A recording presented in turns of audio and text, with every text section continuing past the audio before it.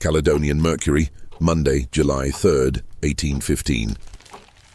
Battle of Waterloo. Letter from a private soldier of the 42nd Regiment to his father in this city. General Hospital, Antwerp, 24th June, 1815. After a long silence, I embrace the opportunity of informing you respecting my present situation. On the 15th, about 12 o'clock at night, we turned out, and at 2 in the morning, marched from the city of Brussels to meet the enemy who were advancing in great force on that city. About 3 o'clock in the afternoon of the 16th, we came up with them.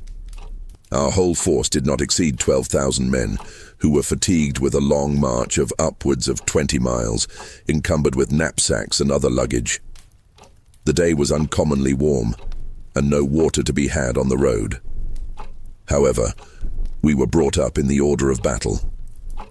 The French being strongly posted in a thick wood to the number of 40,000 men, including cavalry and lancers, gave us very little time to look round us ere the fight commenced on both sides in an awful and destructive manner. They had every advantage over us, both in position and in numbers, particularly in cavalry, as the British dragoons had not yet come up. The French cavalry charged the British line of infantry 3 different times and did much execution until we were obliged to form squares of battalions in order to turn them, which was executed in a most gallant manner, and many hundreds of them never returned. Still they sent up fresh forces, and as often we beat them back.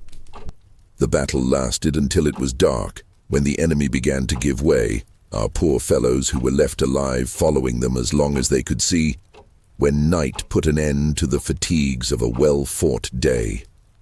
Thousands on both sides lay killed and wounded on the field of battle, and, as the greater part of the action lay in cornfields along a vast tract of country, many hundreds must have died for want of assistance through the night, who were not able of themselves to crawl away. I was wounded by a musket ball which passed through my right arm and breast and lodged in my back, from whence it was extracted by a surgeon in the hospital of this place.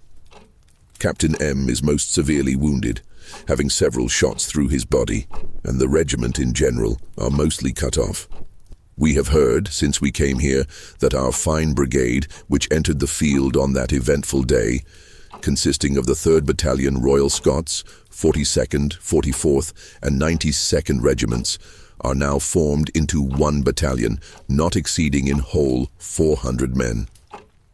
Lord Wellington retired in the night to wait for reinforcements, and next day our cavalry and the rest of the army arrived. The Prussians came on the other side, and I am happy to understand the enemy ultimately got a complete drubbing, losing cannon, baggage, and a great number of prisoners. They retreated towards Valenciennes and other garrisons on their own frontiers, the Allied troops pursuing them. Thus I have given you as full an account of affairs, principally what I witnessed on the 16th, as I could, that relating to the 18th being from report. Nothing can exceed the kindness and attention of the inhabitants of this city to our wounded men.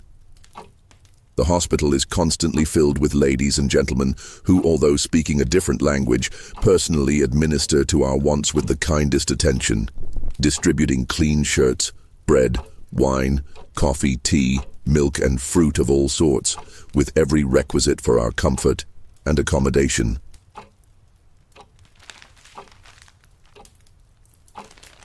Copy of a letter from an officer of rank in the late General Ponsonby's brigade of cavalry to his father residing in Scotland. Brussels, June 21st, 1815. My dear father, you will perceive by this miserable scrawl that I am wounded in the right hand. The affairs of the 16th and 17th were very sharp, but the battle of the 18th was the most obstinately contested and the most sanguinary ever fought.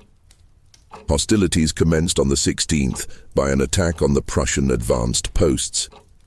Our army was put immediately in motion, and after 2 affairs, we retired to our position, 14 or 15 miles from hence, and covering the great road to this place. Our right rested on a hill, our center on another more advanced, forming part of the circumference of a circle. The left I did not see, The attack commenced on the right, but was soon transferred with great fury to the center. The enemy attacked in 3 solid columns of immense depth, supported by cavalry and artillery. Our infantry received them in line. Behind the infantry was General Ponsonby's brigade of cavalry, consisting of the 1st Dragoons, the Greys, and Inniskillings. When the infantry had given their fire, we charged through intervals, which the infantry made for us in open column of half squadrons, and completely upset the enemy's 3 massy columns, not leaving a man. General Ponsonby and Colonel Hamilton of the Greys being killed, the command of the brigade devolved upon me. Nothing could be finer than their conduct, or more successful. Our strength before the action was 1,050, after it, about 100. But many had been sent to escort prisoners. In killed, wounded and casualty, we lost about 2/3. The enemy reiterated his attacks on the center with fresh troops, but without success. He then made a most desperate attack on the right, where my small brigade of 100 men was called to charge about 400 cavalry, supported by artillery and squares of infantry. I was told that everything depended on our exertions. It was in leading my miserable remains that I received my wound, which, if it does not fester, will not keep me from my duty more than 8 or 10 days. The charge was not successful. Indeed, almost every man and horse was knocked down. The day was long doubtful, but the fortunate arrival of the Prussians decided it.